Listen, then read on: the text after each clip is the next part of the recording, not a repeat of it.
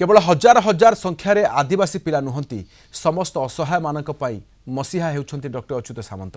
आदिवासी हुंतु किंबा साधारण वर्ग जीए भी असहाय तांकर सहाय्य पाई डॉक्टर सामंत आगक आसीथांती बोली कहते। मयूरभंज कुलियणा ब्लॉक काठशिरोसी गाँव नंदन पात्र दुर्घटन गोड़ दुईटी अकामी हेबा परे घरे बसी रही एकमात्र रोजगारिया पुओ चंदन।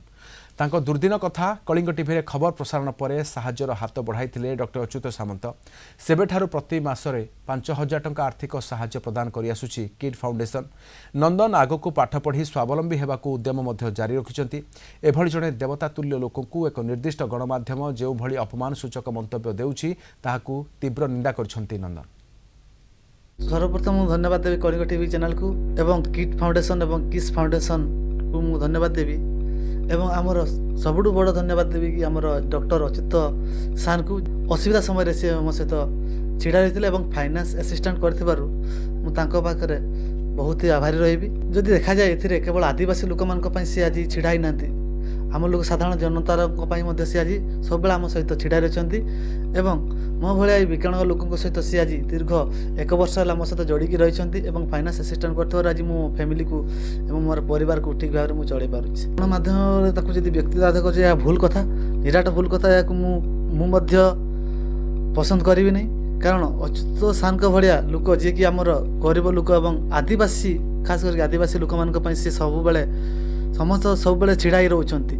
आज जदि किस फाउंडेशन नाम से समग्र ओडिशार कहले चले नहीं भारत जिते भी आदिवासी लोक से पढ़ापढ़ी कर सहयोग शांतर आज आदिवासी माने बहुत ऊपर को जाई पारुछंती। जदि यह व्यक्तिगत आक्षेप होता पारे या तो मुझे भूर निंदा करी। आमे भी गणमाध्यम को सम्मान करूँ जो तेणुक ओटीवी जब ये कम कर भोर निंदा करी। अच्युत सामंत बर्तमान सुधा ओडिशा रे जेतकी सहायता करछंती माने बड़ बड़ लोक ही सेमती सहायता कहीं करना तांकर जो माने आदिवासी हरिजन कि आम पछुआ वर्ग छुआ मान जो गरीब पिला मान जो सहायता करछंती बर्तमान सुधा कहीं सेमती सहायता करना। मो पुत्रा आज्ञा सेमती पाठ पढ़ा छुआ तार असुविधा होता कई आज्ञा ताकू सहायता करना पर्यंत किंतु अच्युत सामंत वर्तमान सुधा ताकू सहायता करूँ। आदिवासी लोगों को जो किट्स जरिया जो शिक्षा देइछंती तेणु मु तो कहबी सबू ये सबू जहाँ सब कहते से सब भूल अटे।